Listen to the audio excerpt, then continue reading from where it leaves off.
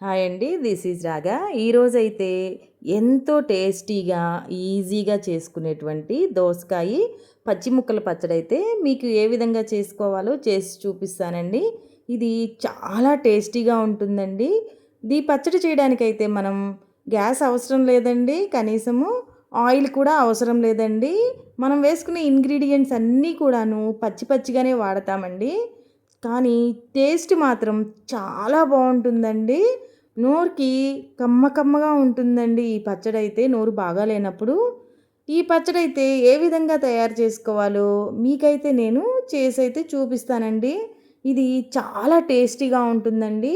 మనము ఆయిల్ కానీ పొయ్యి మీద కానీ పెట్టాల్సిన అవసరం లేదండి అస్సల. చాలా తేలికగా ఈజీగా చేసుకోవచ్చండి ఈ పచ్చడినైతే.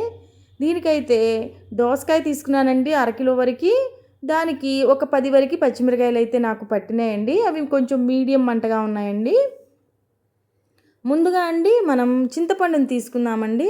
కొంచెం నిమ్మకాయ సైజ్ అంత చింతపండు అయితే తీసుకున్నానండి నేను. దాన్నైతే శుభ్రంగా కడిగేసుకొని నానపెట్టేసుకొని ఉంచుకుందామండి ముందు చింతపండుని.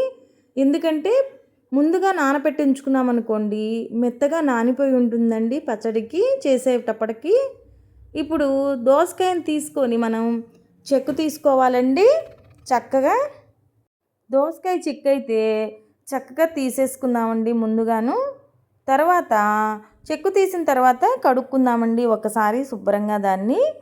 తరువాత అండి నేనైతే దోసకాయలో విత్తనాలన్నీ వేయనండి, సగమైతే తీస్తాను. ముందు చేదు ఉందో లేదో చూసుకుందామండి. దోసకాయ ఒక్కొక్కసారి చేదు వస్తూ ఉంటుంది, చేదు వస్తే పచ్చడికి బాగోదండి. నేనైతే సగం గింజల్ని తీసేసానండి. మీకు కావాలంటే మొత్తం ఉంచుకోండి, లేకపోతే మొత్తం అయినా తీసేసుకోండి. నేనైతే సగం గింజలు తీసేసానండి, సగం అయితే చట్నీకి వాడుతున్నాను. నేను చూపించిన విధంగా సన్నగా కోసుకోండి. ఎంత సన్నగా వీలైతే అంత సన్నగా మీరు కోసుకోండి. అప్పుడే ఈ పచ్చడికి చాలా బాగుంటుందండి. చూసారా, నేను చూపించిన విధంగా అయితే మీరు కోసుకోండి సన్నగా. చూసారా, మొత్తం అయితే కోసేసానండి దోసకాయ మొత్తాన్ని కూడాను.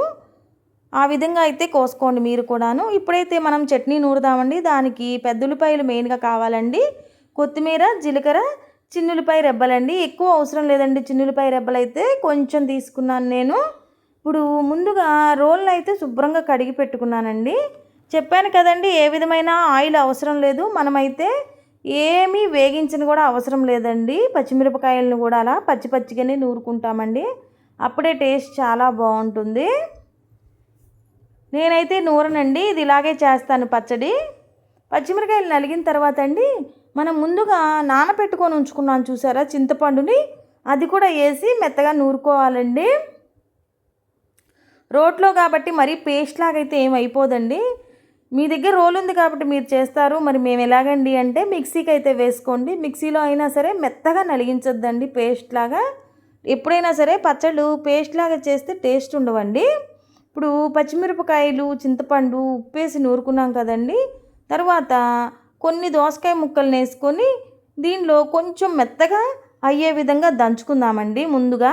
తర్వాత మిగతా దోసకాయ ముక్కలను కూడా వేసుకొని పచ్చడి మొత్తం కూడాను చక్కగా కలపెట్టేసుకుందామండి. చూసారా, కలిసిపోయింది చక్కగా పచ్చడి. దీన్నైతే మనం పక్కకు పెట్టుకుందామండి ముందు. తర్వాత మిగతా ప్రాసెస్ ఉందండి ఇంకా. చూసారా, ఇప్పుడైతే జీలకర్రని, చిన్నులపాయ రెబ్బల్ని యాడ్ చేసుకుందామండి. చిన్నులపాయలు అవసరం లేదంటే మీరు వేసుకోమాకండి, వేస్తే మాత్రం బాగుంటుందండి ఫ్లేవర్ కొంచెం, అందుకని అయితే కొంచెమే వేసుకోండి. తర్వాత అండి నేనైతే చిన్నవండి అవి ఉల్లిపాయలు, పెద్ద ఉల్లిపాయలు, అందుకని చిన్న సైజుగా ఉన్నాయి కాబట్టి నేనైతే 2 తీసుకున్నానండి. పెద్దదైతే 1 తీసుకోండి సరిపోతుంది. అవి చిన్న సైజు కాబట్టి 2 తీసుకున్నాను నేను. వాటిని మెత్తగా దంచకూడదండి, నేను చూపించిన విధంగా దంచుకోండి కచ్చా బచ్చాగా.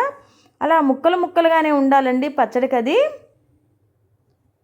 నలిగిపోయినాయండి. ఇప్పుడైతే కొత్తిమీరను కూడా మనం వేసుకొని ఇంకా దంచుకున్నాం అనుకోండి, ఉల్లిపాయలు మెత్తగా పేస్ట్ లాగా అయిపోతాయండి ఇంకా. అందుకని కొంచెం అవి పగిలిపోయిన దాకా చేసుకున్నాం అనుకోండి ఉల్లిపాయలు చక్కగా ఉంటుంది. ఇప్పుడైతే చేత్తో కలపెట్టుకుందామండి పచ్చడిని.